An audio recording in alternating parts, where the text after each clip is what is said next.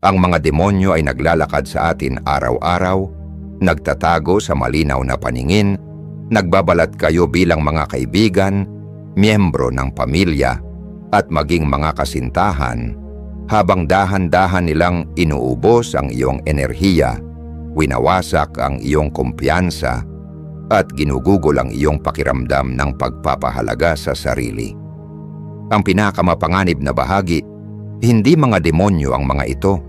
Walang mga pangil o buntot, tinitingnan silang katulad ng iba pang tao. Kaya karamihan sa mga tao ay hindi nakikita na sila'y minamanipula hanggang sa huli na. Sa video na ito ipapakita ko ang 5 hindi maikakailang palatandaan na ang isang tao sa iyong buhay ay maaaring isang demonyo.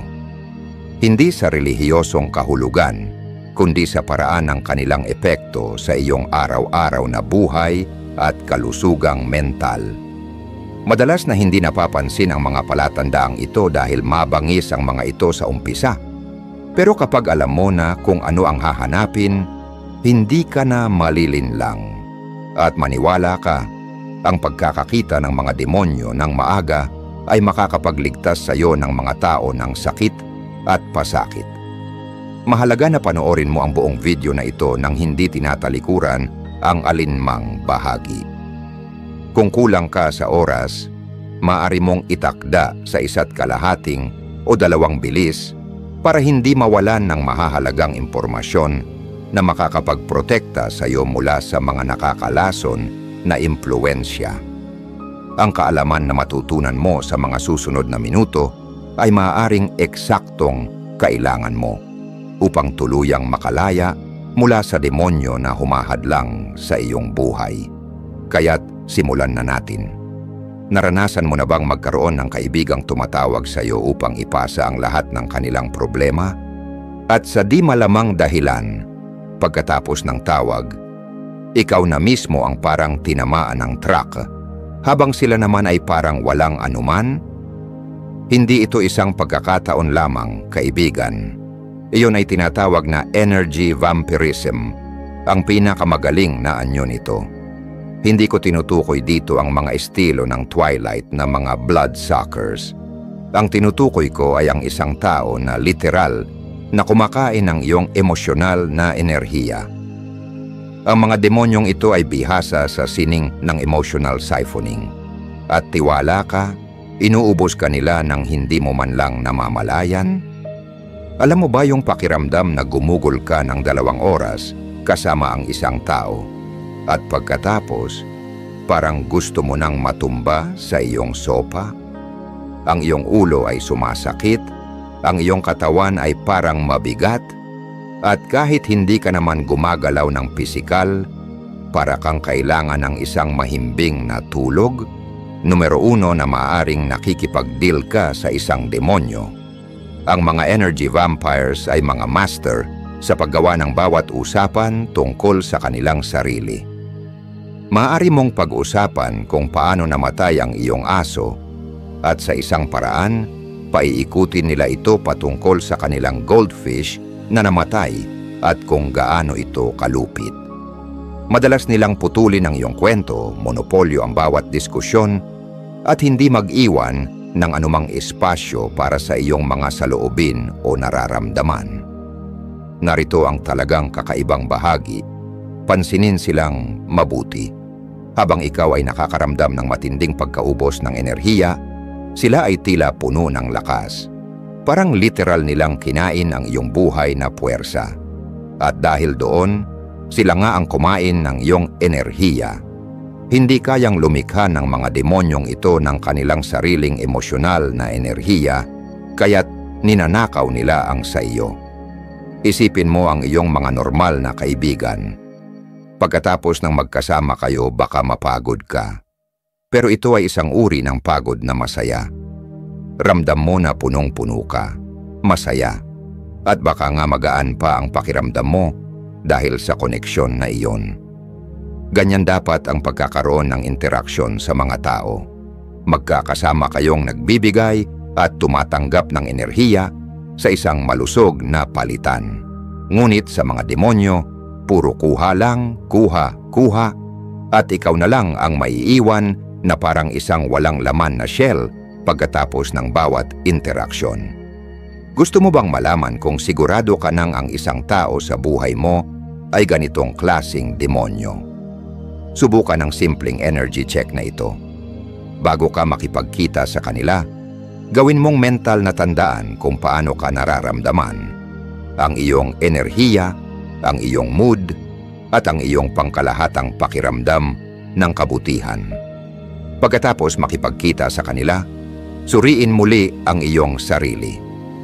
Kung palagi mong nararamdaman na ubos na ang iyong enerhiya, pagod, o kahit medyo malungkot pagkatapos ng inyong interaksyon, malaking red flag na ito. At narito ang bagay, hindi ito dahil ikaw ay sobrang sensitibo o hindi marunong magtakda ng mga boundaries. Mga dahilan lang ito. Pinrograma ka na ng mga demonyong ito upang maniwala na ganito lang talaga. Ang katotohanan ay, walang normal na interaksyon sa tao na dapat mag-iiwan sa'yo ng patuloy na pagkaubos at pagkawalan ng laman. Kaya't ito ang unang palatandaan sa 5 palatandaan na may demonyo sa iyong buhay. Isa silang energy vampire na iniiwan ka na lubos na nauubos pagkatapos ng bawat interaksyon. Kinakain nila ang iyong emosyonal na enerhiya habang walang binabalik. Kung ito ay tunog pamilyar, huwag mag-alala. Sa pagtatapos ng video na ito, malalaman mo ng eksakto kung paano protektahan ang iyong sarili at makawala sa kanilang mga kamay. Ngayon pag-usapan natin ang pangalawang palatandaan na ang isang tao sa buhay mo ay maaaring demonyo. Binabawasan nila ang iyong koneksyon sa ibang tao na nagmamahal sa iyo. At ang pinakamalupit dito, ginagawa nila ito ng sobrang dahan-dahan at maayos, kaya't malamang akala mo ikaw mismo ang may kagustuhan nito. Noong isang beses, may kilala akong tao. Tawagin na lang natin siyang Bella, na may masigla at masayang buhay panlipunan, isang maasahang pamilya, at isang malawak na circle ng mga kaibigan. Pagkatapos ay nakilala niya ang isang bagong kaibigan na parang kamangha-mangha sa simula. Sa loob ng 6 na buwan, halos hindi na siya nakipag-usap sa ibang tao. Nang makita ko siya ulit, siya na lang ang natira sa sarili niyang mundo. Naniniwala na iniwan siya ng lahat, maliban sa bagong kaibigang ito. Ang katotohanan, ang demonyong ito ay iniiwas siya mula sa lahat. Ang pagka-isolate na ito ay hindi nangyayari ng biglaan. Ito ay dahan-dahan, maingat at kalkulado. Nagsisimula ito sa maliliit na komento, mga maliliit na buto ng pagdududa tungkol sa mga tao na mahal mo. Napansin mo ba na parang naiinis ang iyong kapatid habang nagsasalita ka? Parang hindi ka nire-respeto niyan. Ang mga kaibigan mo, tawag lang kapag may kailangan. Ako lang ang talagang nagmamalasakit sa'yo. Ang mga demonyong ito ay mga master sa paghahanap ng mga maliliit na insecurities sa iyong relasyon at ginagamit nila ito laban sa iyo. Kukunin nila ang isang hindi pagkakaunawaan sa pagitan mo at ng iyong kaibigan at gagawin nilang patunay na ang taong iyon ay lihim na kinamumuhian ka. Pagkatapos dumadating ang susunod na hakbang, ang paggawa ng mga imposibleng desisyon. Bigla kang pinipilit mamili kung makakasama ba sila o ang iba pang mga tao na nagmamahal sa iyo. At sa isang paraan, kung pipiliin mo ang sinuman maliban sa kanila, ikaw na ang magiging masama. Sa lahat ng ginawa ko para sa iyo, pupunta ka pa sa birthday ni nanay imbes na tulungan akong maglipat. Mukhang alam ko na kung saan ako tumatayong sa buhay mo. Pangalawa sa 5 palatandaan na may demonyo sa iyong buhay, binabawasan nila ang iyong koneksyon sa iba pang mga tao na nagmamahal sa iyo. Ngayon pag-usapan natin ang pangatlong palatandaan na ang isang tao sa iyong buhay ay maaaring demonyo at ito ay partikular na mapanganib dahil ito ay umatake sa mismong pundasyon ng iyong katinuan. Ang tinutukoy ko ay ang reality distortion. kapag ang isang tao ay binabaluktot ang iyong pananaw kung ano ang totoo at kung ano ang hindi. Naranasan mo na bang makipag-usap sa isang tao at malinaw na naaalala mo kung ano ang sinabi, ngunit nang maglaon, tatanggi silang nangyari ito at gagawin nila ito ng may matinding paniniwala na magsisimula kang magduda sa iyong sariling alaala? Hindi ito ikaw na nawawala ang iyong isip, kundi demonyo ang gumagawa nito.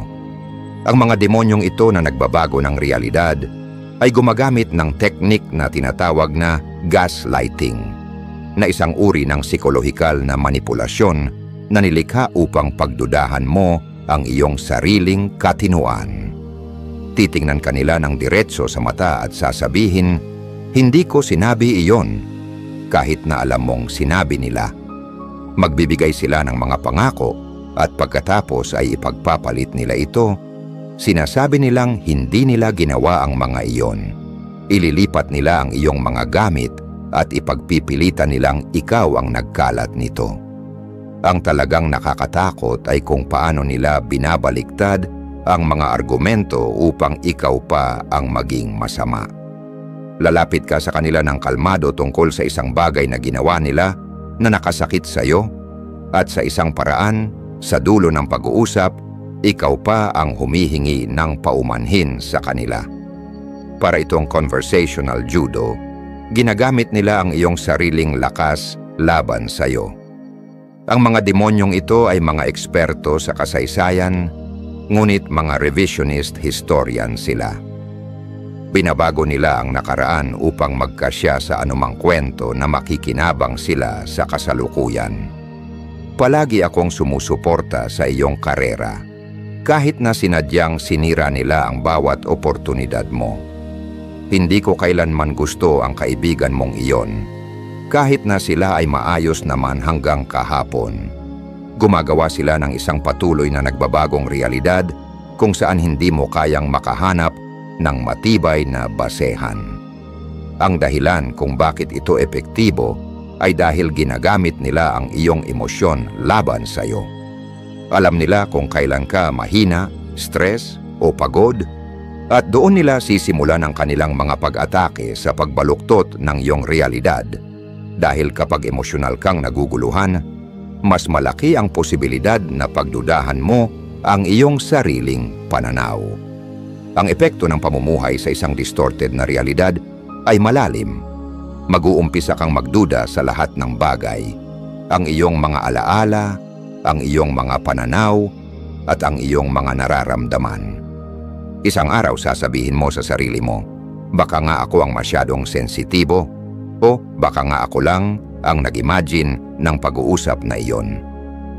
Ang patuloy na pagdududa sa sarili ay nagpapababa ng iyong kumpiyansa at nagiging mas dependent ka pa sa demonyo upang magsabi kung ano ang totoo.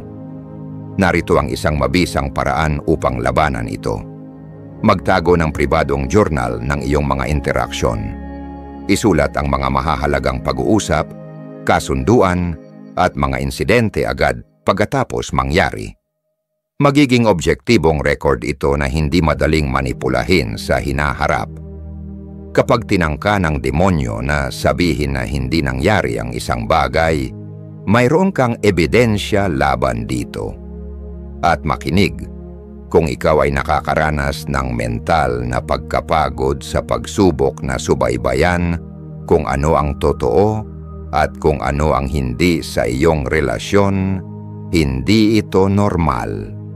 Ang mga malusog na relasyon ay nagpapalinaw ng realidad, hindi ito naguguluhan. Pangatlo na palatandaan na may demonyo sa iyong buhay. At bago ako magpatuloy sa pang-apat na palatandaan, nais ko lang sabihin na kung sa tingin mo ay mahalaga ang impormasyong ito, pindutin mo na ang subscribe button ngayon na. Dahil narito ang katotohanan. Ang pagkilala sa mga palatandaang ito ay talagang isang life-changing na impormasyon na karamihan sa mga tao ay hindi matutunan hanggang huli na. Sa pamamagitan ng pag-subscribe, hindi ka lang mananatiling updated, kundi magiging bahagi ka ng komunidad ng mga tao na nagigising sa mga nakatagong manipulasyon na nangyayari sa ating paligid. Pindutin ang subscribe at ipagpatuloy natin ang paglalakbay na ito ng magkasama. Ngayon, ang pang-apat na palatandaan na may demonyo sa iyong buhay ay isa sa pinaka-nakakagulat at nakakagulo na mga ugali na maaari mong maranasan. Ang tinutukoy ko ay ang Jekyll and Hyde personality, kung saan ang isang tao ay biglang nagiging sobrang kaakit-akit at pagkatapos ay nakakagimbal na malupit ng walang babala. Hindi lang ito isang tao na may masamang araw o nagiging moody. Ito ay isang kalkuladong at dramatikong pagbabago ng personalidad na mag-iiwan sa iyo na palaging naglalakad sa mga itlog. Hindi mo alam kung anong bersyon ng tao ang makikilala mo mula sa 1 minuto hanggang sa susunod. Hayaan mong ilarawan ko ito para sa iyo. Sa publiko, sila ay lubhang kaakit-akit. Sila ang buhay ng party, kaakit-akit sa lahat ng tao sa paligid nila. Sinabi ng mga kaibigan mo kung gaano kaswerte na mayroon kang ganitong tao sa buhay mo. Tila silang perpekto, maalaga, nakakatawa, magalang, ngunit sa likod ng mga pinto, nagiging ibang tao sila, malamig, malupit, at may contempt. Ang hindi inaasahan ay kung anong dahilan ang mag-trigger sa pagbabago nila. Baka isang bagay na sinabi mo, ang tono ng boses mo, ang tingin mo sa kanila. O wala lang, basta't wala kang ideya kung anong magpapalit ng kanilang mood. Ang pamumuhay sa ganitong kawalan ng katiyakan ay nagdudulot ng patuloy na takot at pagkabahala. Laging nasa alerto, sinusubukang hulaan at pigilan ang susunod na episode ng kalupitan. Ginagamit ng mga demonyong ito ang takot bilang isang taktika ng kontrol. Alam nila na kung natatakot kang magbago ang kanilang mood, gagawin mo ang lahat para mapaligaya sila. Babaguhin mo ang iyong ugali, pipigilan ang iyong pangangailangan, liliit ang iyong sarili, lahat ng ito upang maiwasan ang paggising sa halimaw na nakatago sa likod ng kanilang kaakit-akit na fasad. Ang isa sa mga paborito nilang taktika ay tinatawag na love bombing. Ang pagbuhos sa iyo ng labis na atensyon, pagmamahal at mga regalo na magpaparamdam sa iyo na ikaw ang pinaka-espesyal na tao sa mundo. Tapos, kapag nagsimula ka ng magbabad sa kanilang mga papuri, bigla nilang kukunin ang lahat ng ito. Ang init ay nawawala, ang mga regalo ay tumitigil, ang pagmamahal ay nagiging contempt, at ikaw ay naiwan, naguguluhan, na nagsusumikap malaman kung ano ang nagawa mong mali at kung paano bumalik sa magagandang panahon. Ang siklong ito ng gantimpala at parusa ay lumilikha ng isang malakas na psikolohikal na koneksyon na tinatawag na intermittent reinforcement. Ito ang parehong prinsipyo na nagpapalakas sa adiksyon sa pagsusugal. Ang hindi tiyak na kalikasan ng gantimpala ay nagpapalakas sa iyong paghahangad na makuha ito ng mas malakas pa. Patuloy mong babalikan ang kanilang pagmamahal, handang tiisin ang lumalalang abuso, just para sa pagkakataong maranasan muli ang kanilang pagmamahal. Narito ang isang masakit na katotohanan. Ang hindi pagkakapareho ay hindi aksidente. Ito ay sadyang idinisenyo upang gawing hindi ka makontrol at mawalan ng balanse.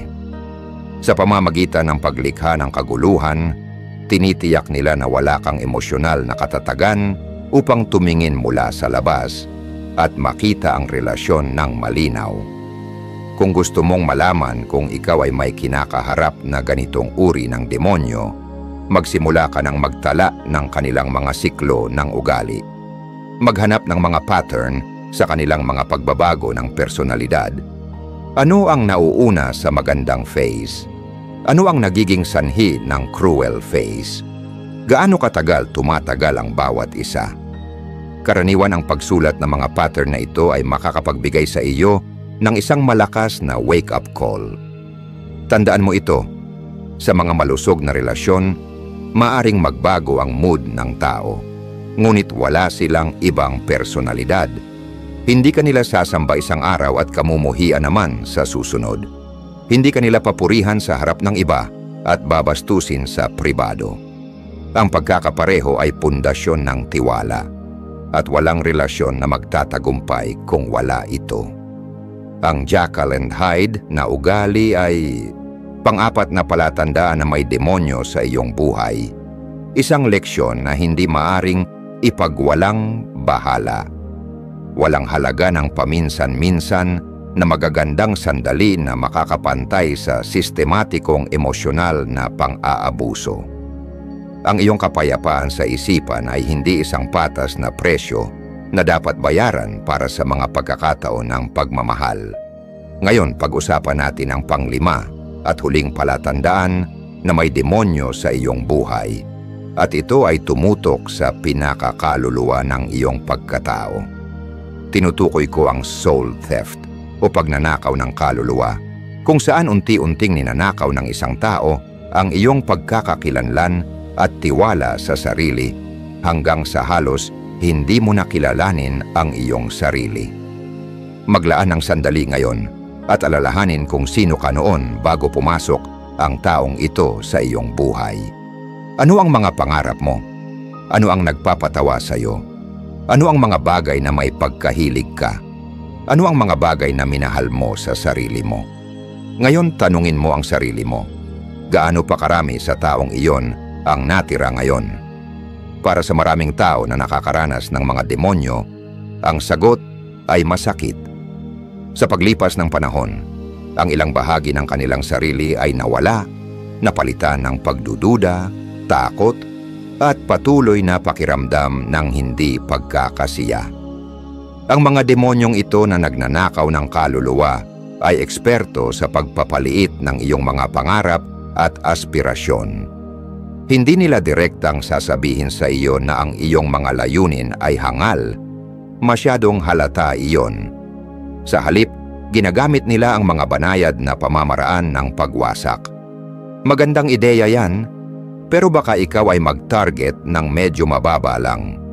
Masyado akong realistic. Ayokong masaktan ka kapag hindi nangyari. Ang bawat komento na ito ay unti-unting nagpapahina sa iyong tiwala hanggang sa talikuran mo ang iyong mga pangarap. Magtatanim sila ng mga binhi ng pagdududa sa iyong isipan na magiging kagubatan ng insecurities. Sigurado ka bang gusto mong isuot yan? Hindi ko sasabihin kung ako sa'yo, baka isipin ng mga tao na tanga ka. Swerte ka na lang at kaya kong tiisin ang mga isyu mo. Ang mga tila maliit na komento ay dumadami at nagiging isang tuloy-tuloy na kritiko sa loob ng iyong isipan. At ito ay nagiging tinig na parang mula sa kanila. Isa sa kanilang pinaka-nakakainis na taktika ay ang pag-aangkin ng iyong mga ideya at tagumpay. Sabihin mo ang isang mahusay na ideya, tatalikuran nila ito, tapos isang linggo ang lumipas, ipapakita nila ito bilang kanilang sariling brilliant na ideya. Magkakaroon ka ng isang kahangahangang tagumpay at somehow, ire-reframe nila ito bilang nangyari lamang dahil sa kanilang suporta at gabay. Ipinapakita nila ang kanilang sarili bilang arkitekto ng iyong tagumpay habang sabay nilang pinapaniwala ka na hindi ka makakagawa ng anuman nang wala sila. Sa paglipas ng panahon, binabago nila ang iyong personalidad upang umayon sa kanilang pangangailangan. Ang outgoing at confident na tao na dati ay ikaw ay nagiging tahimik at nagdadalawang isip. Ang iyong natatanging tawa na dating gustong-gusto ng mga kaibigan mo ay nawawala dahil sinabi nilang nakakainis ito. Ang mga paborito mong libangan ay hindi na pinapansin dahil pinagtawanan nila ito o nagkaroon sila ng mga problema tuwing susubukan mo itong gawin. Marahil ang pinaka-insidyo nilang taktika ay kung paano nila ginagamit ang kritisismo na nakatago sa ilalim ng tulong upang durugin ka. Sinasabi ko lang ito dahil nagmamalasakit ako sa'yo. Kailangan mong maging tapat sa sarili mo. Sinusubukan ko lang na matulungan ka. Ang pekeng malasakit na ito ay nagsisilbing maskara sa kanilang tunay na layunin. Ang sirain ng iyong self-esteem habang ipinapakita ang sarili bilang iyong tagapagligtas. Tanungin mo ang sarili mo, gaano karaming oras ang ginugol mo sa pagtatangkang baguhin ang iyong sarili base sa kanilang kritisismo? Gaano ka kadalas magduda sa mga desisyon na dati ay ginagawa mo ng tiwala? Gaano karaming bahagi ng iyong sarili ang itinago mo dahil hindi sila pumayag? Ang pangmatagalang epekto ng pagiging konektado sa mga demonyong ito ay malupit. Ang iyong pakiramdam ng sarili ay magiging labis na pinapahina na hindi mo na kayang magtiwala sa iyong sariling paghusga, nararamdaman o pananaw. Magiging isang hollow na bersyon ka ng iyong sarili na bubuhay para lang please in sila at maiwasan ang kanilang hindi pagkakasundo. Ngunit narito ang katotohanan na ayaw nilang malaman mo, ang lahat ng kinuha nila sa iyo ay nariyan pa. Hindi nawala ang iyong tunay na sarili. Ito lang ay natabunan ng mga layer ng kanilang manipulasyon at sa pamamagitan ng kamalayan at distansya.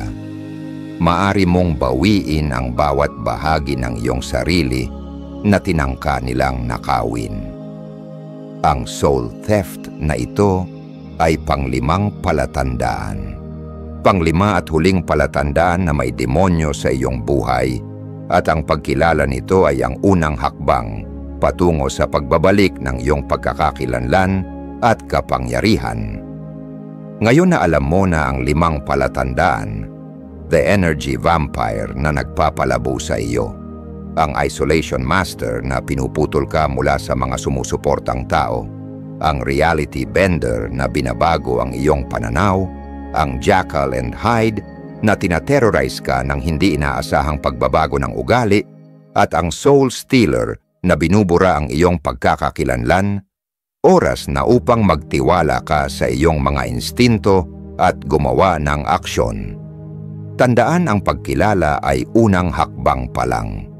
Ang pagbangon mula rito ay nangangailangan ng tapang. Magsimula ka sa pamamagitan ng muling pagbuo ng iyong support network.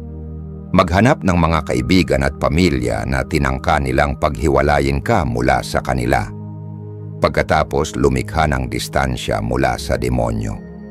Maaring kailanganin mong magtakda ng matibay na hangganan o sa maraming kaso, putulin na ang ugnayan. Ang pagpapagaling ay magtatagal, kaya maging mahinahon sa iyong sarili. Ang iyong paglalakbay ng pagpapagaling ay maaring mangailangan ng propesyonal na suporta. Ang mga therapist na espesyalista sa trauma at emosyonal na pang-aabuso ay makakapagbigay ng napakahalagang gabay. Ang mga libro tungkol sa narcissistic abuse at mga support group, pareho online at personal, ay makakapagpaalala sa iyo na hindi ka nag-iisa sa karanasang ito. Ang pinakamahalagang bagay na dapat tandaan ay ito: karapat-dapat ka sa mga relasyon na nagbibigay ng lakas sa iyo, hindi yung nauubos ka. Karapat-dapat ka sa mga tao na ipinagdiwang ang iyong tunay na sarili, hindi yung nagtatangka silang baguhin ka. At karapat-dapat mong ibalik ang bawat bahagi ng iyong sarili na tinangkang nakawin ng mga demonyong ito. Ngayon na nakilala mo na ang mga palatandaang ito, ang pagbabalik sa dating kalagayan ay parang pabalik sa nasusunog na gusali, pagkatapos na matulungan kang makalabas. Meron ka ng kaalaman ngayon? Gamitin mo ito upang baguhin ang iyong buhay. I-share ang video na ito sa sinuman na sa tingin mo ay nahihirapan sa ilalim ng impluwensya ng mga demonyong ito. Ang simpleng pag-share mo ay maaring maging lifeline na desperadong kailangan ng isang tao. At bago ka umalis, ang YouTube algorithm ay automatikong pumili ng isang video na perpekto para sa iyong journey patungo sa pagpapagaling at paglaya. I-click ang suggestion na lumalabas sa iyong screen ngayon. Ito ang tamang next step na kailangan mo upang magpatuloy sa paglago at pagprotekta sa iyong sarili. Ang iyong hinaharap na sarili ay magpapasalamat sa iyo sa hakbang na ito patungo sa kalayaan at pagpapagaling.